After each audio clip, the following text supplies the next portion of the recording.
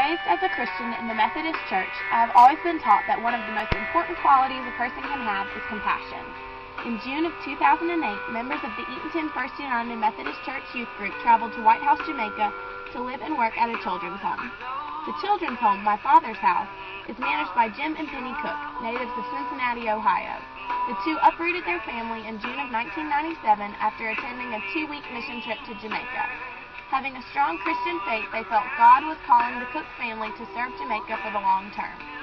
The home houses around 20 children from abused or extremely impoverished families. The Cooks try to instill Christian values in the children and community of Whitehouse. They employ others to help spread the word of God and tithe all of their profits back into the impoverished community. Jamaica, though considered a tourist attraction with sandy beaches and snazzy resorts like Sandals, is actually a third world country. Malnutrition, disease, and illiteracy are typical, and less than 15% of all births are by married couples.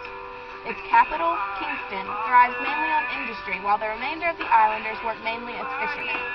The average yearly income in Jamaica is only $1,500 American dollars.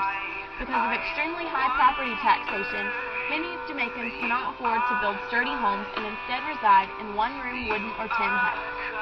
The bathing facilities are usually small mold-covered huts with a hose that drips cold water. As a service project while in Jamaica, the Eatonton team delivered water, rice, and beans to surrounding communities. While delivering, we were welcomed into the homes of the locals and had the opportunity to ask questions about their culture and the struggles they face as citizens of a non-democratic nation. The quality of housing and lack of clean water and amenities was shocking. Multiple families often live in small one-room homes. While on our visit, the Cook family was preparing to build a house for one of the employees. The recipient of the house, known only as Miss Dawn, is also the hired cook for my father's house. As a Food for the Poor beneficiary, Miss Dawn was required to earn and save half the cost to build the home, totaling $4,000 American dollars. The new home would sit behind her current residence, a small wooden hut on a slope only a short walk from the ocean.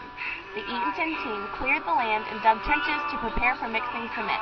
FYI, there is no Quikrete in Jamaica.